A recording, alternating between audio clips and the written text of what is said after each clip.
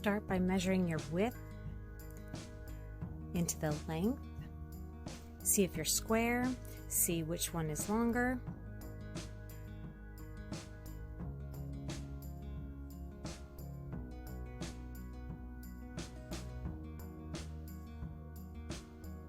So I'm thinking that he's square. We can make him square except for a little bit of the tail standing out. So now I'm going to decide how big I want my bird to be.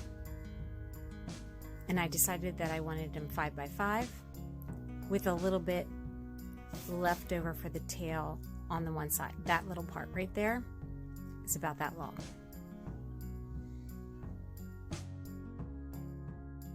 The other thing that is helpful is to make a frame on your subject so that you can work from a square or a rectangle on your own piece. So I'm deciding where the head is. So I measured from the top of his head to the bottom of the head. 1, 2, 3, about 3 heads down. So I'm trying to find that point of where the bottom of the head is. I'll recheck. Less than 3. So 1, 2, that's a little less than 3, so I'm gonna try it here. You gotta try it a couple times. That looks about right. So that's the bottom right there of the head. Now we're gonna figure out how wide his head is. See how I'm taking it into the whole frame. So I'm gonna try there. Not quite right. The ruler on the left is marking my frame. And now look at that. It's about square. His head is about square. Check it out.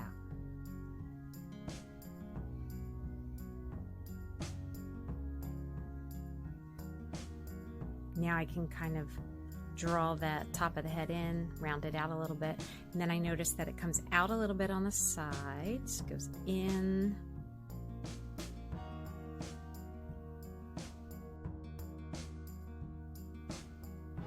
I want to try to find this point on my picture. It's almost halfway. Moving that, making that bottom frame of mine without actually doing it. 1, 2, and a little bit. I think that's pretty good. So I'm finding that point now. And I'm noticing it's coming down on a curve. I can hand draw that in. I'll be double checking that too, but it seems about right for now.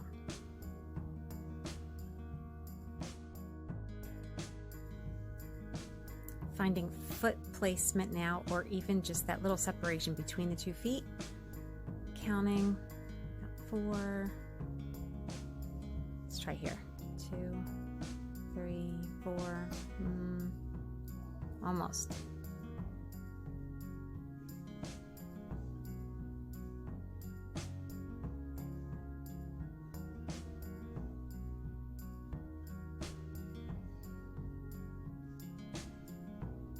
Sometimes I trace the line so I get the right curve. I'll trace it on my subject, then I'll bring it up and go along my picture so I get the feel of that correct curve.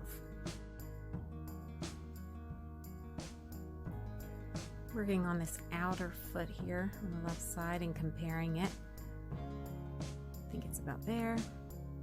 Again, we're measuring. Looks about half.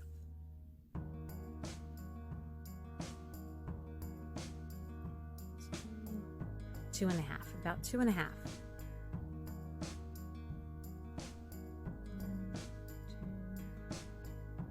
It's actually over to the right more than I thought. That looks pretty good. See, just keep making dots, comparing, erase anything you don't need. And now I know where that is.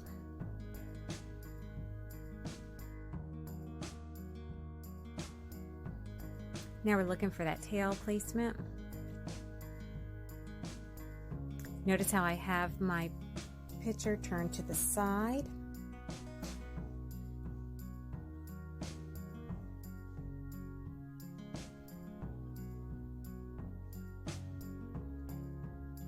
I'm measuring, this is about 3, so that's 1, 2, 3, a little bit more.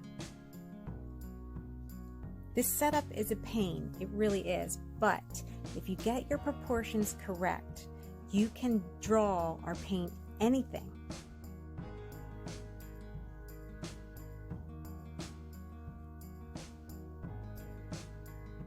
So we know how far over the tail is. Now we have to get the other part. It's about 4. Erase the other stuff. Comparing, and I'm going to draw that part in because we know exactly where it is now.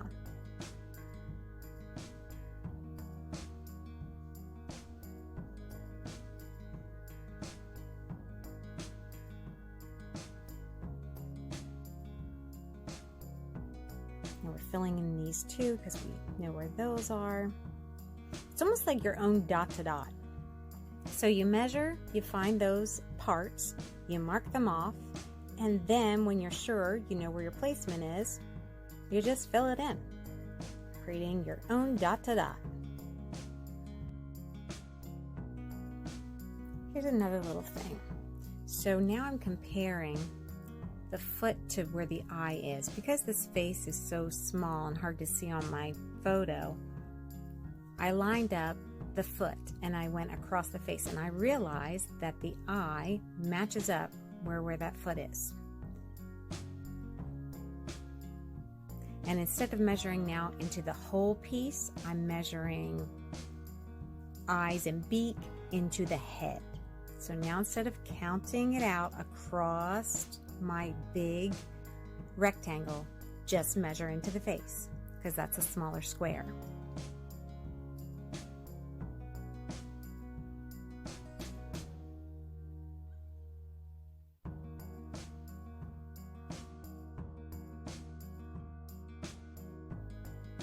Few more things to do here. About 2.5 for the beak. 1, 2.5, that looks good. So just put it there. And now I can find the placement of this wing. Okay, so it's 3, about 3.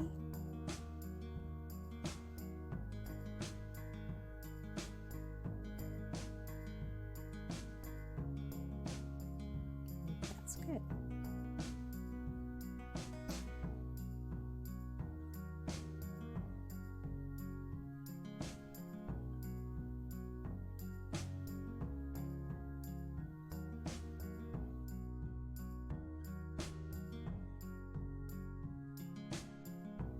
Okay, now it's ready to paint or finish drawing. That's how you do it.